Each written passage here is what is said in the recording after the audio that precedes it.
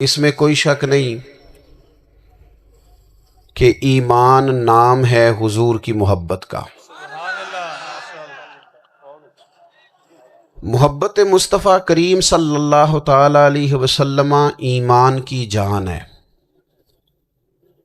اور یہ دین اسلام کا بہت بڑا انعام ہے کہ وہ کہتا ہے کہ حضور سے پیار کرو،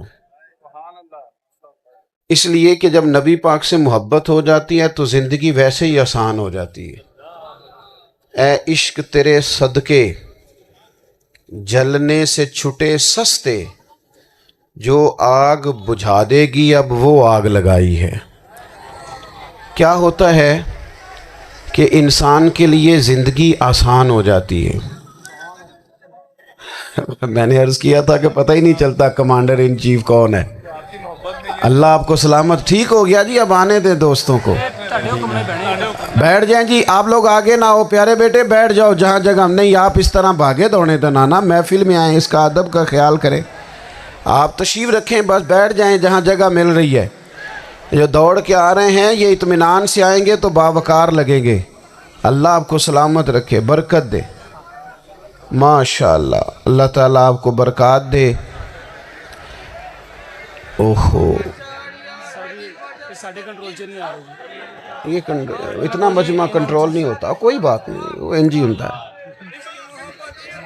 ہر روز تھا۔ نعرہ تکبیر، نعرہ تکبیر، نعرہ رسالت، نعرہ رسالت۔ بس جی بیٹھ جائیں، اب تشریف رکھ، جلدی سے بیٹھ جائیں جی۔ آپ جو کھڑے ہیں یہ غلط کر رہے ہیں، ایک سیکنڈ سے پہلے بیٹھ جائیں، فٹافٹ فٹافٹ۔ فیصلہ کرنے میں اتنی دیر؟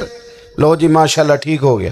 اب آپ توجہ، بولے نہیں جی، اب بولنا سوء ادب ہے، بولے نہیں، بڑی مہربانی، اطمینان سے بات سنیں۔ نبی پاک علیہ السلام کی جو محبت ہے نا، وہ انسان کے لیے زندگی کو آسان کر دیتی ہے۔ حضور سے پیار ہوتا ہے نا تو بندہ نفرت کرنی ویسے ہی چھوڑ دیتا ہے۔ حضور سے پیار کرتا ہے، ہرس ہوس لالچ ویسے ہی نکل جاتا ہے۔ جب حضور سے محبت ہو جاتی ہے، نماز پڑھنا، درگزر کرنا، درود شریف پڑھنا، قرآن پاک پڑھنا، دین کی خدمت کرنا، حتیٰ کہ جان دینا بھی آسان ہو جاتا ہے۔ نبی پاک علیہ السلام کی محبت انسان کو کبھی بھی پریشان نہیں ہونے دیتی، الجھنے نہیں دیتی، تازہ دم رکھتا ہے حضور کا پیار۔ شرط یہ ہے کہ محبت صحیح ہو، اصلی ہو، باطن میں ہو۔ یہ آپ کو، آپ کے ذہن کے اندر کبھی بھی کسی بدبو کو نہیں آنے دے گی، طبیعت کو تازہ دم رکھے گی، سکون میں رہیں گے۔ لیکن نبی پاک علیہ السلام کی محبت کے کچھ تقاضے ہیں، ان تقاضوں کو سمجھنا پڑے گا۔ بالخصوص امت اس وقت جس جگہ پہ کھڑی ہے، آپ دیکھیں کہ اتنی بربریت اور اس جیتے جاگتے دیکھتے ماحول میں کہ جس میں ہر چیز کیمرے کی آنکھ دیکھ رہی ہے، اس میں اس قدر زیادہ اسرائیل کی جارحیت، اس کے جواب میں دو تین تازیانے ہیں وہ سمجھنے والے۔ ایک ہے کہ میں کوئی جذباتی بات کروں گا، آپ اس کی تائید کر دیں گے۔ ایک ہے کہ پہلوؤں پر غور کرنے کا وقت ہے کہ اتنے کٹھن ماحول میں بھی اگر مسلم امہ کے لیڈر بیدار نہیں ہو رہے تو آپ کو پس منظر سمجھنا پڑے گا کہ ہم نے نبی پاک کی محبت کے تقاضوں کو نہیں سمجھا۔ حضور سے محبت ہے نا تو پھر نبی پاک کو تو سادہ طرز زندگی پسند ہے، حضور کو تو پسند نہیں ہے۔ اللہ کے محبوب نے تو دعا مانگ کے فقیری لی اللہ تعالیٰ سے۔ آپ کو پتہ ہے جب بندہ بہت زیادہ آسانیوں میں چلا جاتا ہے، بہت زیادہ اس کے پاس سہولیات ہو جاتی ہے، اس کا مرنے کو دل نہیں کرتا۔ خود نبی پاک علیہ السلام نے فرمایا قیامت کے قریب کافر تم پر جھپٹیں گے جس طرح بھوکے لوگ کھانے پر جھپٹتے ہیں۔ حضور کیوں، ہم تھوڑے ہوں گے؟ فرمایا نہیں، تمہیں دنیا سے محبت ہو جائے گی اور موت تمہیں بری لگے گی۔ اتنے بڑے بڑے بنگلے، عالی شان محلات، کس کا چھوڑ کے مرنے کو جی چاہتا ہے معاذ اللہ۔ نبی پاک کی محبت کا تقاضا سمجھو، ایسا نہیں کہ وہاں دولت آئی نہیں۔ حضور تو فرماتے ہیں کہ اللہ نے خزانوں کی کنجیاں میرے ہاتھ میں رکھ دی ہیں، لیکن میں نے عرض کیا مالک ایک وقت روٹی دینا اور ایک وقت کا فاقہ دینا۔ کنجیاں خزانوں کی اللہ نے دی. جب تک آپ اپنا طرز زندگی، یہ جو بہت دنیا کا پیار ہے نا، بہت زیادہ مرنے کی ہرس، یہ بہت زیادہ جینے کی ہرس، تو اللہ تعالیٰ نے قرآن پاک میں یہودیوں کا طریقہ بیان کیا کہ وہ کبھی مرنے کی تمنا نہیں کریں گے کیونکہ جینے کی ہرس رکھتے ہیں. نبی پاک علیہ السلام کے غلاموں، طرز زندگی جب تک سادہ نہیں ہوتا اور جب تک یہ دنیا کے جھمیلوں سے کسی کو دولت دے کر پیچھے کر دیا جاتا ہے، کسی کو عہدہ دے کر چپ کرا دیا جاتا ہے، کسی کو اقتدار دے کر چپ کرا دیا جاتا ہے، رسول اللہ صلی اللہ علیہ وسلم کے سچے غلام، ان ایک بات کی سمجھ آ گئی تھی کہ ہمیں ہمارے رب نے کہا ہے قُلْ إِن كُنتُمْ تُحِبُّونَ اللَّهَ فَاتَّبِعُونِي يُحْبِبْكُمُ اللَّهُ. اے محبوب آپ ان سے فرما دیں اگر رب سے محبت کرنا چاہتے ہیں تو آپ کی پیروی کریں، اللہ خود ان سے محبت فرمائے گا. جب رب بھی ان کا ہو جائے گا، جب رب بھی ان کا کی محمد سے وفا تو نے تو ہم، یہ جہاں چیز ہے کیا، یہ لوح و قلم تیرے، اس کا کیا مطلب ہوا؟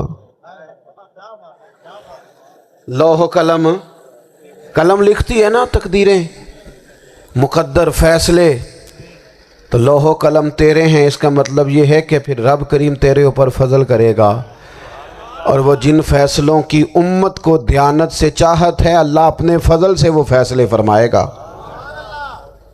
جب تک زندگی حضور کی غلامی کی طرف نہیں جاتی وہ اللہ تعالیٰ کی تائید نہیں پاتی.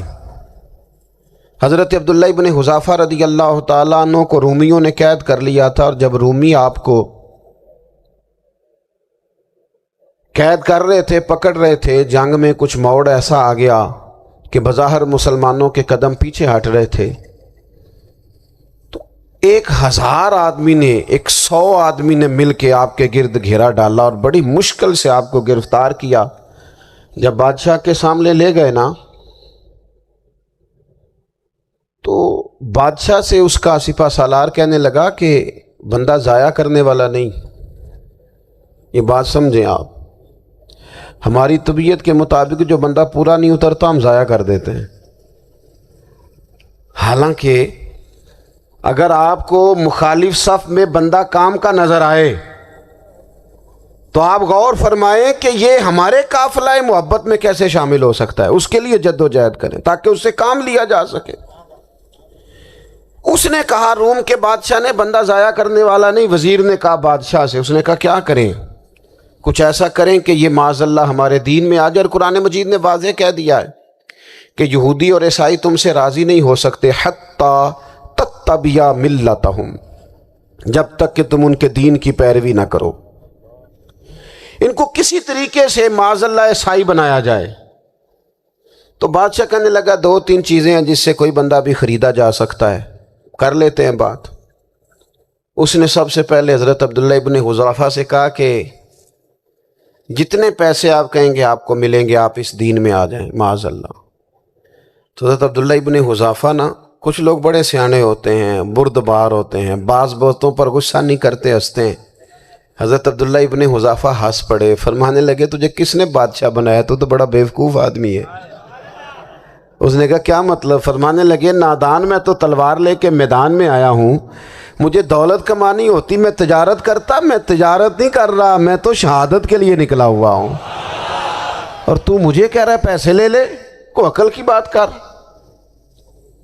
اس نے دوسری بات کی، اس نے کہا کہ میں بادشاہ ہوں، میرے نیچے جتنے بھی عہدے ہیں، وزیر، مشیر، وزیر خزانہ، جو آپ عہدہ کہیں گے آپ کو دے دیا جائے گا، آپ اس طرف آ جائیں. تو حضرت عبداللہ ابن حذافہ کہنے لگے پھر کہتا ہوں تو بڑا نادان ہے. فرمانے لگے میں حضور کا صحابی ہوں، اور صحابی ہونے سے بڑا عہدہ دنیا میں ہے ہی کوئی نہیں. صحابہ وہ صحابہ جن کی ہر صبح عید ہوتی تھی، خدا کا قرب حاصل تھا، نبی کی دید ہوتی تھی. کہا تو مجھے لالچ دے رہا ہے. اب انہوں نے ایک نئی چال چلی. وزیر کہنے لگا کہ میں ایک اور طرح سے معاذ اللہ کوشش کرتا ہوں پگھلا دینے کی. آپ اندر کمرے میں قید تھے تو وہاں ایک خاتون کو بنا سنوار کر بھیج دیا گیا۔ دوستو یاد رکھنا، تگڑا اور مضبوط جوان پتہ کون ہوتا ہے؟ جس کی نظریں پوری طرح اس کے کنٹرول میں ہوں۔ یہ علامت جوانی ہے۔ جس آدمی کا پوری طرح، دو لوگ دنیا میں کبھی کوئی کارنامہ سر انجام نہیں دے سکتے، ایک جو حرام کھاتا ہو، میری بات پہ زیادہ توجہ کریں، ایک جس کی نظر ناپاک ہو۔ غریب ذرا توجہ کریں۔ محمد بن قاسم جب یہاں آئے تھے نا، بادشاہ نے اسلام قبول کر لیا، تو ایک دن بڑے پریشان تھے، تو ایک بزرگ کہنے لگے آپ کیوں پریشان ہیں؟ کہنے لگے راجہ دہر سے مقابلہ ہے اور ہماری فوج تو سندھ کے رستے بھی نہیں جانتی، زبان بھی نہیں جانتی، لڑیں گے کیسے؟ پروٹوکول ملتا ہے۔ 2-4 دن کے بعد ان بزرگوں کی دوبارہ محمد بن قاسم سے ملاقات ہوئی تو بڑے خوش تھے۔ کہا آپ کیوں خوش ہیں؟ کہنے لگے وہ میرا مقابلہ نہیں کر سکتا، میں نے تحقیق کر لی ہے۔ پولیس والوں نے بازو پکڑے، کہا کیوں؟ کہنے لگے نظر کا گندہ ہے، اور جو نظر کے گندے ہوتے ہیں وہ میدانوں میں ٹھہرا نہیں کرتے۔ باریک اور لمبا میدان کے لیے نکلنے کے لیے پاک جوانی کی ضرورت ہوتی ہے، تطہیر مزاج ہونا ضروری ہوتا ہے، پاکیزہ افکار اور سچی اور سچی ستھری سوچوں کا ہونا ضروری ہوتا ہے۔ اس لیے حضرت عمر فرمایا رضی کہ اللہ تعالیٰ انہوں نے بادشاہ کو بلایا، میرا مقابلہ نہیں کر سکتا۔ حضرت عبداللہ بن حذافہ کمرے میں تھے، تو فرمایا پیر رکھا تھا تو وزیر کی بیٹی اندر سجی سنوری پہنچ گئی۔ تجھے سمٹ کے چلنا چاہیے، جیسے ہی آپ نے اس کفر کی چال کو دیکھا تو تیمم کر کے نفل شروع کیا۔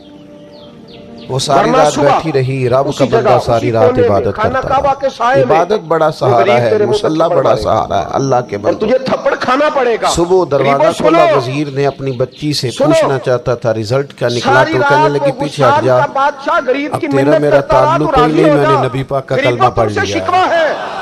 تم 2-4 لاکھ پہ راضی ہو جاتے ہو۔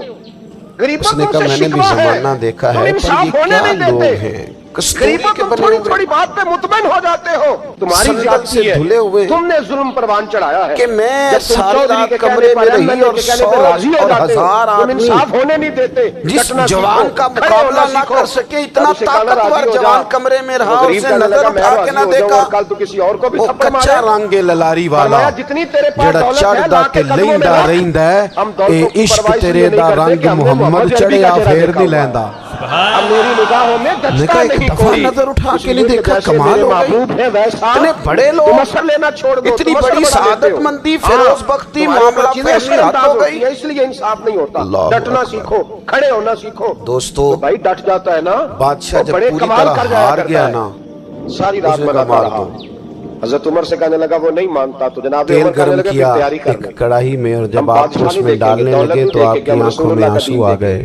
ہم نبی پاک کا نظام دیکھیں بادشاہ گے۔ کا خیال ہوا شاید نرم ہو گئے ہیں، کہنے لگا روئے کیوں؟ فرمانے لگے سوچتا ہوں جان ہی ایک ہے، لوگوں نے کہا اتنا قیمتی کتنا مزہ ہے اس کی راہ میں جان دینے کا، میں نے کوئی چیز کتنی ضائع نہیں کی، لذت میں ہے نے تو اس اپنے کے رسول نام کا پر دین بچا مرنے لیا میں، ہے، کتنا کوئی شاید ضائع لطف نہیں ہوئی۔ عدل جے جب تو چڑھے آؤتے دار بھی نہیں، اس عدل کے جے تو نقصان میں وکیا ہر آدمی عشق برابر کا بازار بھی نہیں، ہم عدل ہونے نہیں دیتے، ایڈا سستا ہم عدل سودا قائم نہیں پیار کرتے، بھی نہیں، ہمارا تقاضا نہیں کہ ایڈا عدل ہو، سستا ہم اپنے لبدا آپ کو عدل یار کے لیے بھی پیش ہی نہیں، نہیں کرتے، مزاج کئی ہی نہیں۔ جنگل گانے پیندے نہیں، شرط لیکن نا غریب آدمی ہے کئی وہ دوزخ لنگنے پیندے ماڑے نہیں، بندے۔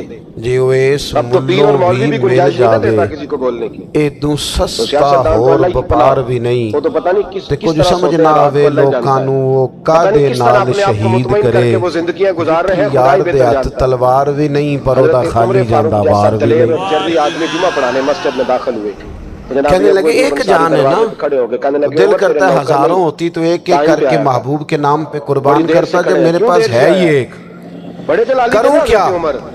حضرت عبداللہ ابن حذافہ رضی اللہ تعالیٰ عنہ ذات کے لیے جلالی نہیں تھے، جب روئے کو ملازم نہیں تیرے، اور بادشاہ نے یہ بات سنی، منبر پہ چڑھے اور فرمانے لگے اللہ بادشاہ اٹھ کے کھڑا ہو گیا، سارے وزیروں مشیروں کو کہنے لگا تم نے کہا تھا نا بندہ ضائع کرنے والا نہیں، بادشاہ بگڑے گا نہیں، یہ بھی ضائع کرنے والا نہیں، کہنے لگا میرا ماتھا چومو، تم جیسے لوگوں کو قتل نہیں کرنا چاہیے، آزاد کرنا چاہیے۔ معاف کر دو عزیز اپنی زندگی سے نا یہ بہت زیادہ ہیرس، حوث، طمع، اور یہ کسی بات کی بھی ہو، ہیرس صرف پیسوں کی نہیں ہوتی، شہرت کی بھی ہوتی، خوش پخے کو ڈال دیا تھا، غریب ہوں، یہ بیماری انسان کو اقتدار کی بھی ہوتی ہے، تاریخ کی بھی بیماری ہوتی ہے، یہ سارے نقص ہوتے ہیں لوگوں کو، مجھے معاف کر دو، اور معاذ اللہ بعض جبوں کبوں کے اندر بھی ہوتے ہیں، اور کہنے لگے اللہ وہاں بھی پنپتے اپنی زندگی جب تک اس سادگی میں نہیں لاؤ گے جو رسول پاک نے عطا فرمائی. یہاں کسی کی ضرورت جب لوگ آسانیوں میں پوری طرح الجھ گئے تو پھر وہ دور ہوئے اور کفر چڑھ گیا.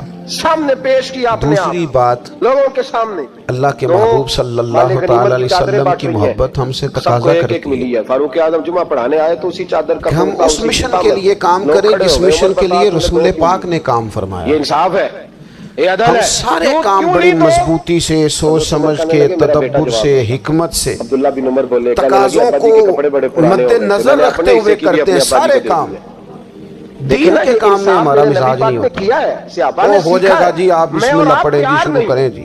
ہم تیار نہیں، آپ تقاضوں کو سمجھیں، ہمارا مزاج نہیں انصاف کا. چیزوں کو دبائیں نہیں، چیزوں پر غور کریں. کسی کے ذہن کی سطح پر سوال ابھرتا ہے اس کا تسلی بخش جواب دیں.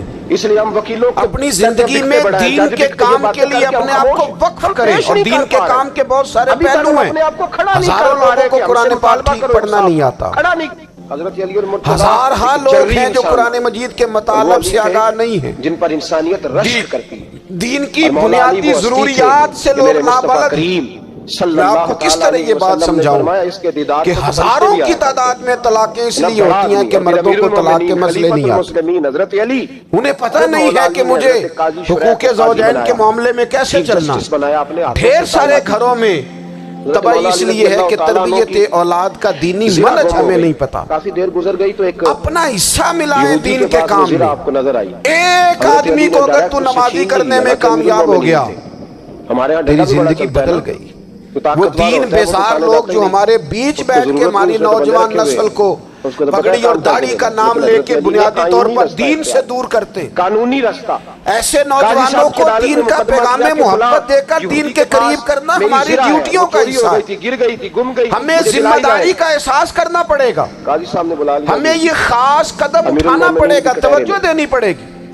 مساجد، مدارس، میں آپ سے عرض کروں اس نے کہا جی میرے اتنی پاس ہے تو ڈٹ میری کے ہے. مخالفت ہوتی ہے نا مدرسوں کی، حضرت علی سے گواہ آپ اتنی کو دینے ڈٹ پڑے کے. گا کیونکہ مقدمہ میں ادارہ چلاتا ہوں، اس کے چلانے میں جو مشکلات ہیں وہ تو ہم بتا نہیں سکتے آپ، اس لیے کہ میری قوم میرا اس قوم سے تعلق ہے جو نعت خواں امیر کرنا چاہتی ہے. مدرسے نہیں، نقیب خطیب پیدا کرنا چاہتی ہے، میرا غلام کمبر گواہی دے گا. شعر و شاعری کی زندگی کو پروان چڑھانا چاہتی ہے. فقط ہمارا ان لوگوں سے تعلق ہے جو لاکھوں کروڑوں روپیہ محافل پہ لگائیں گے.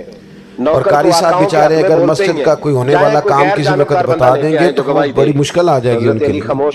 یہ کیسے ہو سکتا ہے؟ آپ نے یہ ڈیوٹی بتا دی. مدارس اور جتنا اہم رول دین کو پھیلانے میں مدارس اسلامیہ کا ہے، قریب گئے کہنے لگے بھیا ناراض نہ ہونا، اتنی زبردست تو میری ہے. لوگوں کا خیال ہوتا ہے میری طرح کے لوگ شاید علیحدہ بات ہے کہ کام میرے پاس کرتے ہیں، گواہ ڈیوٹی نہیں کرتے ہیں. تو میں کوئی بے انصافی نہیں کر 10-15 سکتا. چار لوگ آپ کو نظر آتے ہیں جو آپ کو کہیں میڈیا پر یا ادھر ادھر ڈیوٹی کرتے ہیں. مخلص لوگ اپنی جگہ پہ وہ بھی بڑا ہی کام کر رہے اور جناب علی کا ہیں. میڈیا پہ آ کے بھی اخلاص سے اور درد دل سے کو دین کی ان کی بھی کسی بات کی حوصلہ شکنی نہیں، محمد عربی کا کیا لیکن ہزارہا میں نے کلمہ پڑھنا شروع اساتذہ کر جو دیا. مدارس میں بیٹھ کے پڑھاتے ہیں، حضرت علی نے انہوں نے وہ سارے لوگ تیار. آپ سمجھ نہیں سکتے کتنا بڑا کام. حفظ کا استاد جو ہوتا ہے نا اس کی ڈیوٹی 24 گھنٹے ہوتی ہے. اس رنگ نے میرے فجر دل سے سے پہلے کفر کی میل دور کر دی. اور اس نے بچوں کو اٹھانا. تنخواہ تو ہم انہیں دینا نہیں نہ چاہتے جی، تنخواہ نہیں دی انہوں نے.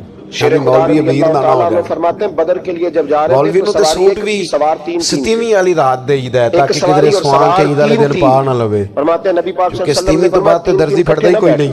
کیوں حضرت ہے دونوں بیٹھے سواریوں اس وقت تو نہیں نہ لیتا. تو ہم چاہتے ہیں مولوی ہماری مسجد کے ہماری طرح کا سوٹ نہ پہن. کا بھی خیال فرماتے ہیں. مدارس کی مضبوطی آپ یہ دیکھ لیں. یہ صلاح الدین ایوبی کا تعلق بھلا کس چیز سے تھا؟ غوث اعظم کے مدرسے سے. صلی اللہ علیہ وسلم بیٹھے اور حضور غوث اعظم کے مریدوں کی جماعت اس کے ساتھ شامل. کون لوگ تھے جنہوں نے مدارس سے فیض پایا؟ رازی اور غزالی، حضور غوث اعظم، خواجہ اجمیر، یہ سب لوگ مدارس کے لوگ ہیں.